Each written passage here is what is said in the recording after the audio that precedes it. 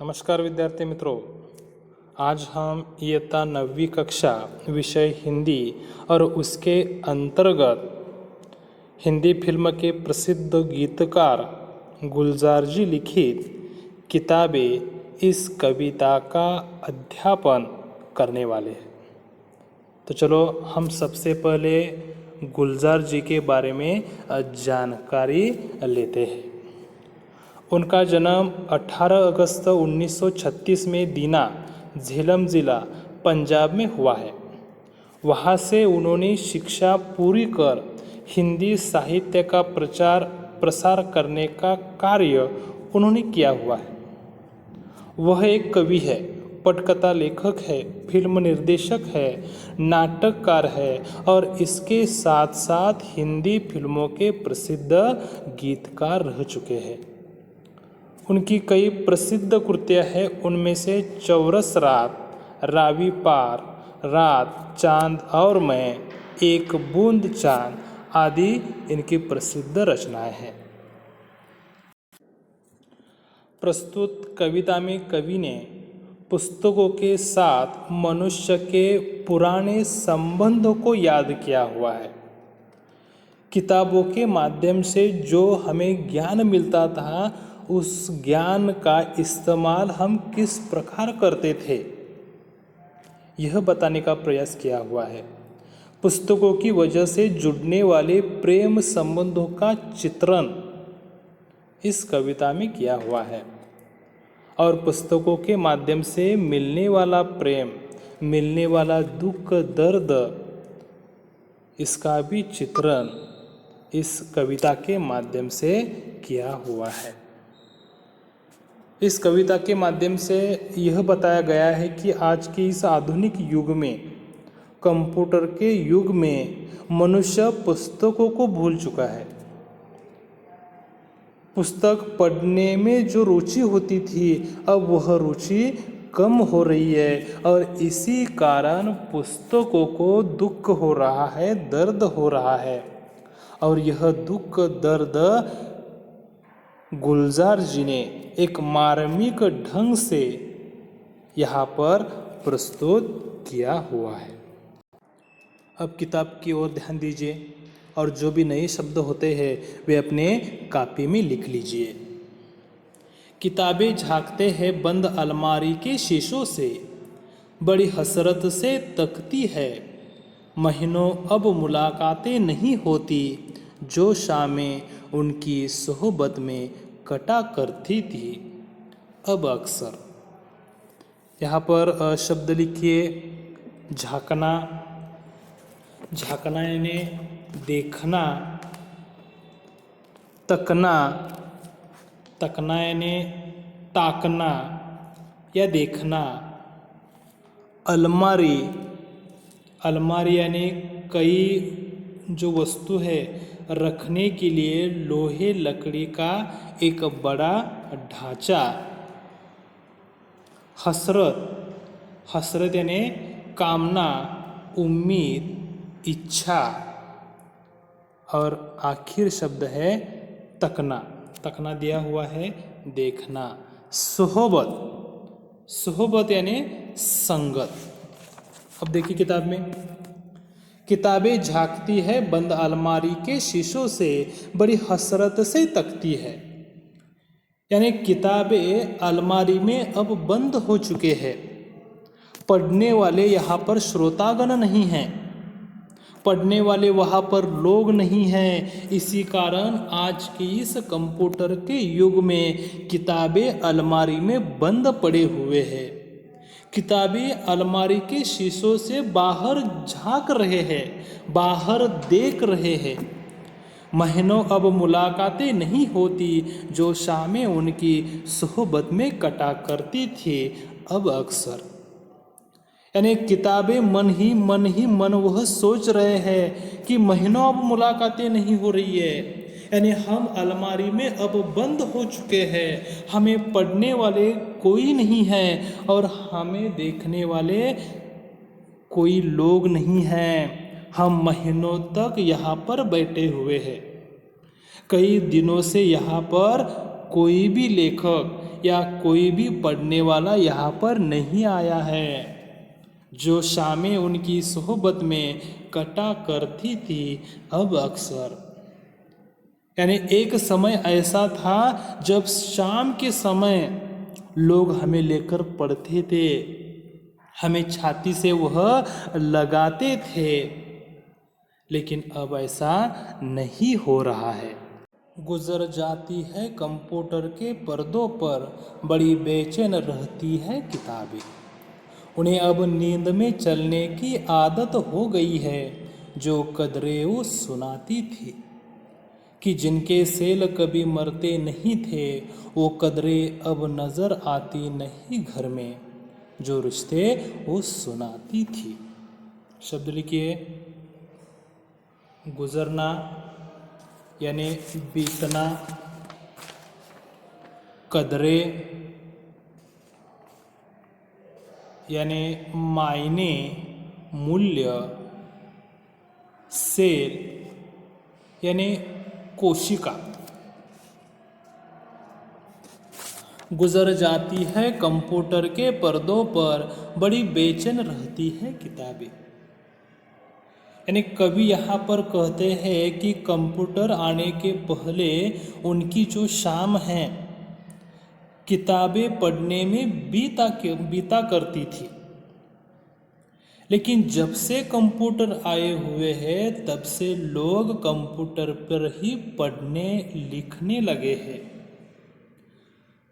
और इसी कारण किताबें यहाँ पर बेचैन हैं। इसी कारण किताबों को दुख हो रहा है, दर्द हो रहा है। उन्हें अब नींद में चलने की आदत हो गई है, जो कदरें वो सुनाती थी। और इसी प्रकार के हालत होने के कारण, उन्हें वियोग के कारण किताब बहुत बेचैन रह रहे हैं। अब उनकी हालत ऐसी हुई है कि अब वह नींद में चल रहे हैं कि जिनके सेल कभी मरते नहीं थे, वो कदरें अब नजर आती नहीं घर में, जो रिश्ते वो सुनाती थी। अर्थात कवि को अब सपने में कवि दिखाई देते हैं। वह किताब कह रहा है कि जिन मानव मूल्यों की जानकारी मिलती थी अब वह नहीं मिल रही है। किताब पढ़ने वाले घर में नहीं होने के कारण किताबों से मिलने वाले रिश्तों संबंधों की जानकारी अब लोगों को नहीं मिल रही है। वह सारे उधड़े उधड़े है, कोई सपा पलटता तो एक सिसकी निकलती है। कई लफ्ज़ों के माने गिर पड़े हैं, बिना पत्तों के सूखे टुंड लगते हैं वो सब अल्फाज, जिन पर अब कोई माने नहीं उगते। शब्द लिखिए, उधड़ना यानी सिलाई टूटना, सफ़ा यानी पन्ना, सिसकी यानी धीरे धीरे रोने की आवाज़, लफ्ज़ यानी शब्द, माने यानी अर्थ। वह सारे उधड़े उधड़े है, कोई सपा पलटता तो एक सिसकी निकलती है। कवि किताबों की प्रशंसा वहाँ पर करते रहते हैं। किताब पढ़ने से हमें रिश्तों के बारे में जानकारी मिलती थी, लेकिन अब हम किताब ही नहीं पढ़ रहे हैं। इसी कारण वे सारे संबंध अब उधड़ गए हैं, टूट से गए हैं। अब वे उन किताबों का कोई, जब हम पन्ना पलटते रहते हैं तो उनकी वह हालत देखकर किताबें रोने लगते हैं। उनकी वह हालत देखकर उन्हें दर्द हो रहा है, गले से सिसकी निकल रही है, यानी रोने की आवाज़ निकल रही है। पन्नों से अब शब्द अलग हो रहे हैं, शब्दों का कोई अर्थ नहीं लग रहा है।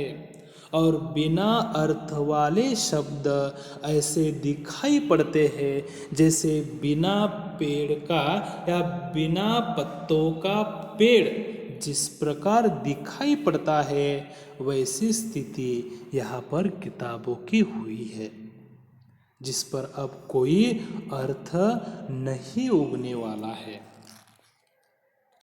जुबां पर जो जायका आता था, जो सपा पलटने का, अब उंगली क्लिक करने से बस झपकी गुजरती है। बहुत कुछ तह खुलता चला जाता है पर्दे पर, किताबों से जो जाती राब्ता था कट गया है। कॉपी में शब्द लिखिए। जुबां यानी जीभ, जायका यानी स्वाद, सफ़ा यानी पन्ना, झपकी यानी नींद, तह परत द परत, पर्दा कंप्यूटर का पर्दा, जाती निजी, राब्ता यानी संपर्क। जुबां पर जो जायका आता था, जो सपा पलटने का, अब उंगली क्लिक करने से बस झपकी गुजरती है। गुलजार जी यहाँ पर बता रहे हैं कंप्यूटर और पुस्तकों के पृष्ठ पलटने के तरीके। जब हम किताबों के पृष्ठ पलटते रहते हैं तो किताबों का जो स्वाद होता है वह उंगली पर लग जाता है और वह उंगली हमारी जुबां पर लग जाती है, जीभ पर लग जाती है और किताबों का जो स्वाद होता है वह स्वाद चखने को मिल जाता था। लेकिन अब कंप्यूटर आने पर कंप्यूटर पर उंगली से हम क्लिक करते हैं, पृष्ठ पलक झपकते ही बदलता रहता है। मन चाहे ढंग से एक के बाद एक हम पृष्ठ खोल सकते हैं, यानी बहुत कुछ तह खुलता चला जाता है पर्दे पर, किताबों से जो जाती राब्ता था कट गया है। लेकिन आज हम कंप्यूटर के माध्यम से मन चाहे पृष्ठ हम खोल सकते हैं और इसी कारण लोगों का और किताबों से जो बना रिश्ता था, जो संपर्क था, अब वह संपर्क टूट सा गया है। कभी सीने पर रख के लेट जाते थे, कभी गोदी में लेते थे, कभी घुटनों को अपनी रिहल की सूरत बनाकर नीम सजदे में पड़ा करते थे, छूते थे जबी से वो सारा इम्ल तो मिलता रहेगा आइंदा भी। शब्द लिखिए। सीना यानी छाती, गोदी यानी गोद, रिहल किताब रखने के लिए लकड़ी का साधन, जबी यानी माथा, सजदे यानी पेड़, इम्ल यानी ज्ञान और आइंदा यानी भविष्य में। कभी सीने पे रख के लेट जाते थे, कभी गोदी में लेते थे। यहाँ पर कवि यह बता रहे हैं कि शाम के समय जब हम किताब पढ़ते थे तो पढ़ जाने के बाद हम उसे सीने पर रखते थे, कभी कभी छाती पर रखकर हम लेट जाते थे और कभी कभी गोदी में हम लेते थे, कभी घुटनों को अपनी रिहल की सूरत बनाकर नीम सजदे में पड़ा करते थे, छूते थे जबी से वो सारा इम्ल तो मिलता रहेगा आइंदा। कभी अपने घुटनों को रिहल की तरह बनाकर पुस्तक पर हम रखते थे, यानी हम अपना माथा पुस्तक पर रखते थे, उस किताब को हम माथे पर चढ़ाते थे, क्योंकि यह ज्ञान हमें भविष्य में प्राप्त हो। मगर वो जो किताबों में मिला करते थे सूखे फूल और महके हुए रुक्के, किताबें गिरने उठाने के बहाने रिश्ते बनते थे, उनका क्या होगा? वो शायद अब नहीं होंगे। कॉपी में शब्द लिखिए। रुक्का यानी छोटा पत्र, और यहाँ पर शायद शब्द है यानी संभव है।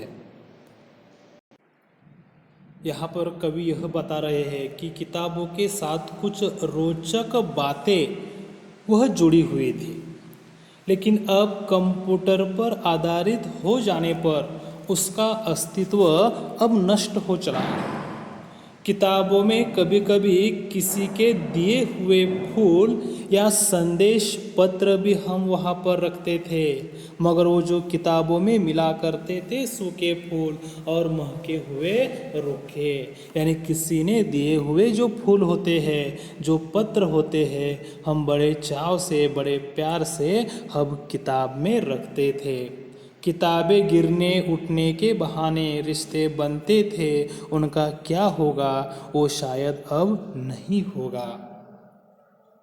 और यहाँ पर कवि बता रहे हैं कि किताब गिरने से उठाने के बहाने से दो लोगों की जिंदगी जुड़ जाती थी, लोगों के संबंध जुड़ते थे, लेकिन अब किताब का उपयोग यहाँ पर नहीं हो रहा है। इसी कारण इसी प्रकार के जो संबंध होते हैं, इसी प्रकार के जो रिश्ते होते हैं, अब नहीं बन पाए हैं। यह संदेश देने का काम गुलजार जी ने किताब के माध्यम से दिया हुआ है। धन्यवाद।